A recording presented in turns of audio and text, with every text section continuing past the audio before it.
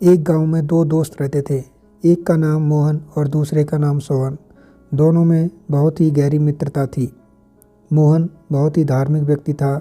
वह हमेशा भगवान की भक्ति लीन रहता था, जबकि सोहन बहुत ज़्यादा मेहनती था। एक बार दोनों ने 1 बीघा ज़मीन लेकर उसमें फसल उगाने के बारे में सोचा, जिसके बाद वह एक अच्छा सा घर बनाना चाहते थे।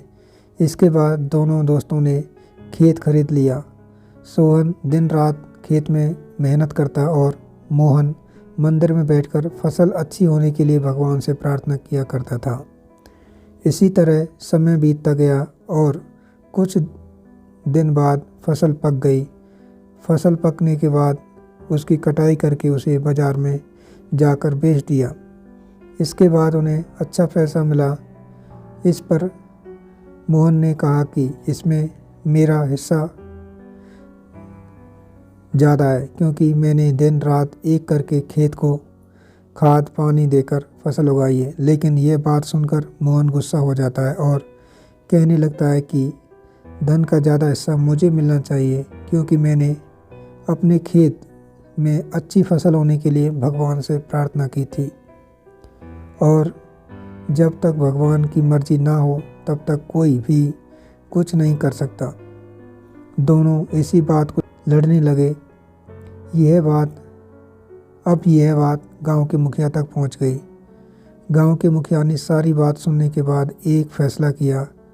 मुखिया ने दोनों दोस्तों को चावल की एक एक बोरी दी, जिसमें चावलों के बीच छोटे छोटे कंकड़ मिले हुए थे।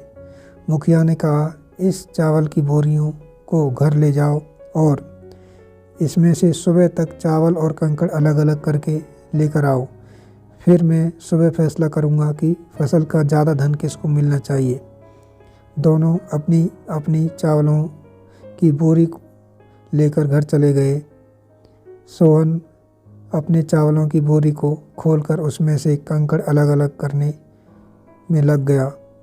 मोहन अपनी चावल की बोरी को लेकर मंदिर में चला गया और भगवान से चावलों से कंकड़ों को अलग करने के लिए प्रार्थना करने लगा। बोला, हे भगवान, मेरे चावलों से कंकड़ अलग कर दो। दोनों अगली सुबह मुखिया के पास पहुँचे। सोहन ने तो पूरी रात जागकर चावलों से एक एक करके सारे कंकड़ अलग कर दिए।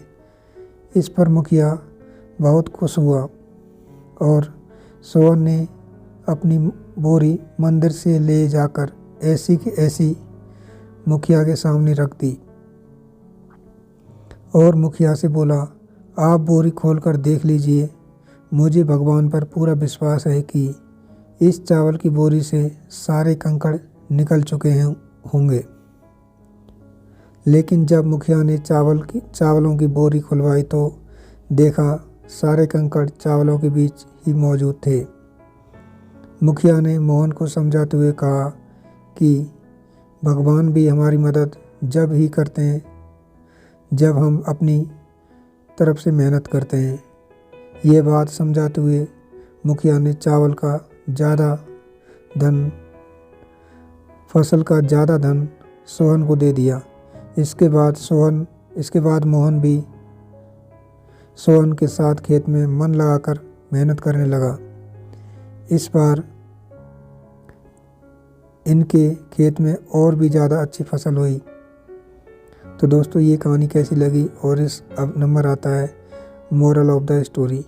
ये कहानी हमें सिखलाती है कि हमें कभी भी पूरी तरह से भगवान के भरोसे नहीं बैठना चाहिए, क्योंकि भगवान भी हमारी सहायता तभी करते हैं जब हम अपनी तरफ से मेहनत करते हैं।